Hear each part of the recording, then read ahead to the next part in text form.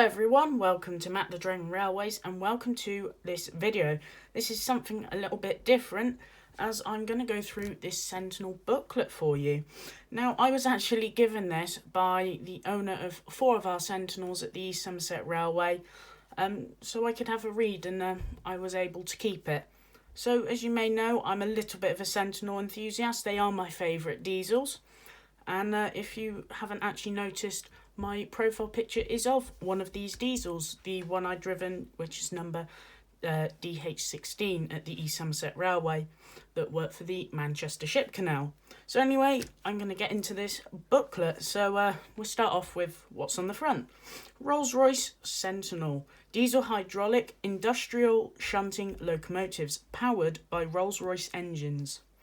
So yeah, there you've got the 8-wheeled version, 6-wheeled version, and one of the 4-wheeled versions. So if I just open this booklet, good all-round vision, accessible engine, simple controls. And there's quite a nice photo there to help show it off. So this booklet basically advertised the Sentinels to potential buyers to have them run and shunt about on their railways. So yeah, so Rolls-Royce Sentinel diesel hydraulic industrial shunting locomotives. So there's some text here. If you wish to read any of this in full detail, please do pause. But for this bit, I'm going to skip it. So like I say, if you want to read it, pause.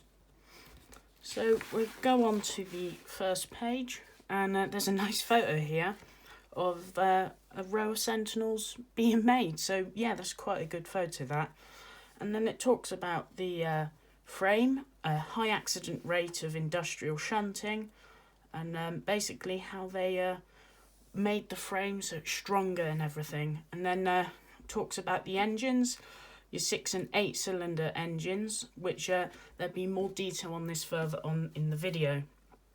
So yeah, and then you've got the hydrokinetic torque converter. So any of that, like I say, pause and read it properly if you want. Then we go on to this page, and you've got some nice illustrations there of the chain drive and axle mounted forward and reverse boxes.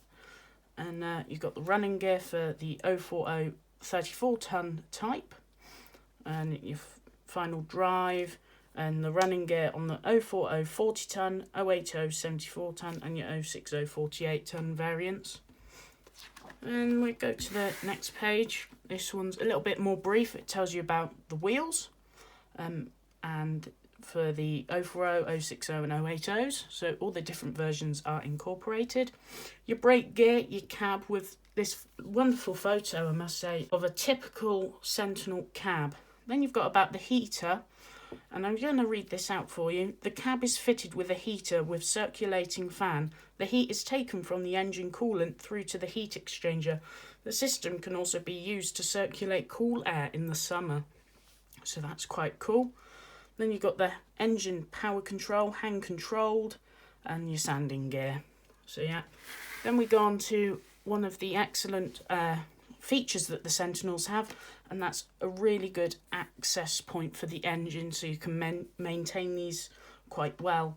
So yeah, you have these pop-up bits at the top, which are, I believe, on a spring, and then you have the side like roller bearings, and this really does help for the operators and who maintain these engines, because they just had to slide a door. They didn't have to move an awkward panel and shuffle along the running plate of an engine. So, you know, this was quite a good engine, and when you go through this, and if you do read all of this, you actually see that these engines were designed with the operator and maintenance people in mind. So I'll take you to the next page.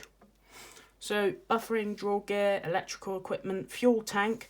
Now these are actually placed in a good spot to protect against accidental impact. So yeah, it's quite good for that. And it tells you about the 040s to 060s and 080 versions. Then painting, locomotives are finished in a mid-Brunswick green, lined red and black. Special livery can be carried out to order at no extra charge, which I think is quite good. Then you've got your patents and your general instructions. And I forgot to talk about safety devices up here. Then, the engine school. So, I'm not going to read this out. You can read it if you want. But I'm going to explain it.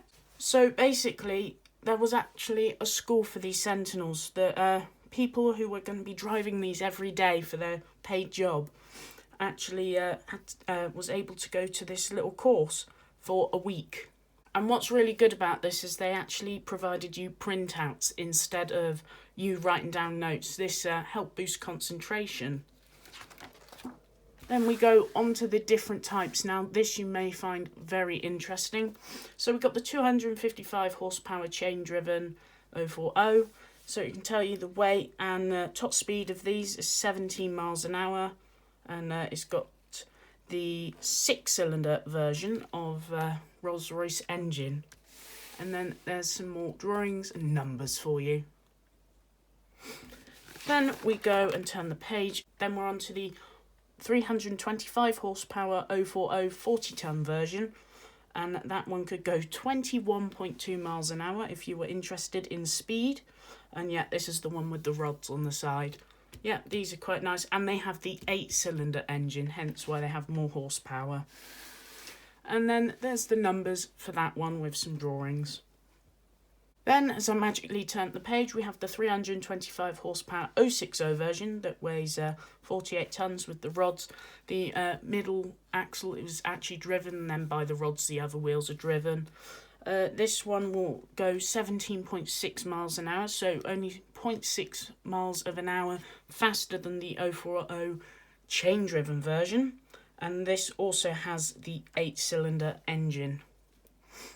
Then you can have this bit again of the drawings and your numbers and that if you find this interesting.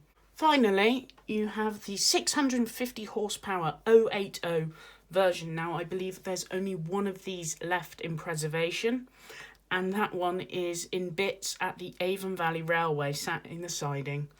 So yeah, this actually had 2 of the 8-cylinder Rolls-Royce engines with a top speed of 21.2, same as the 040 rod version, and it weighed 74 tons. So yeah, these are quite good, and the illustrations in this book are really nice. Then I'll take you onto this page where it's the same as always, where it shows you the drawings and that. And if you look carefully, these look a little bit narrower on the front. And if you read the measurements, then you'll see from that. Then there's a page of information that I'm not going to read out. So if you want to read it yourself, you are free to pause, screenshot, or whatever. Then I'll show you this other page, and it's a lot of graphs and that, and for the supercharged, turbocharged, and the normally aspirated versions for the 6 and 8-cylinder version. So that's quite interesting for you, and I'll just bring it up for you. Right. Then we're on to engine data. So this is for the 6-cylinder one that's in the 040 34-ton chain-driven version. This engine is a supercharged 4-stroke engine with 6 vertical liquid-cooled cylinders.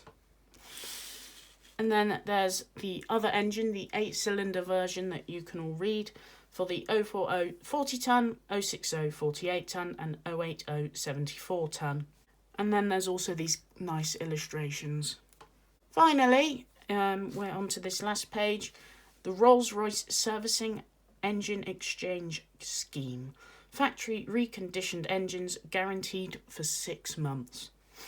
So I'll read this last bit out for you. The Rolls-Royce Service Engine Exchange Scheme brings big benefits to operators who save the cost of maintenance, buildings, staff and equipment. Save time on engine overhaul because a reconditioned engine is on site for immediate use. Save locomotive downtime because engine change is far quicker than overhaul. Save worry because every single exchange is fully guaranteed for 6 months by Rolls-Royce Limited. Service exchange engines are built to as new standards under ideal factory conditions by Rolls-Royce craftsmen. These engines are automatically brought up to the latest applicable modification standard and are tested to the same rigorous schedule as new engines before leaving the works. So yeah, and then there's nothing on here, and just end the book here with a very nice line drawing of an 060 Sentinel and some addresses for the British Isles, overseas and Crown agents. Rolls-Royce diesels. So yes, thank you for watching this video. I hope you did enjoy this video that's a little bit different than normal. I know I've gone through a booklet before, and that was for the Playcraft model railway stuff, so this is something different. This is for the standard gauge. So yeah, I hope you found something a little bit different, quite interesting. If you did, please leave a like, comment below, would you like to see stuff like this a bit more, and I can see what I can get. And please do consider subscribing to the channel, it really does help. So yeah, thank you for watching, and I shall see you all next time. Cheerio for now.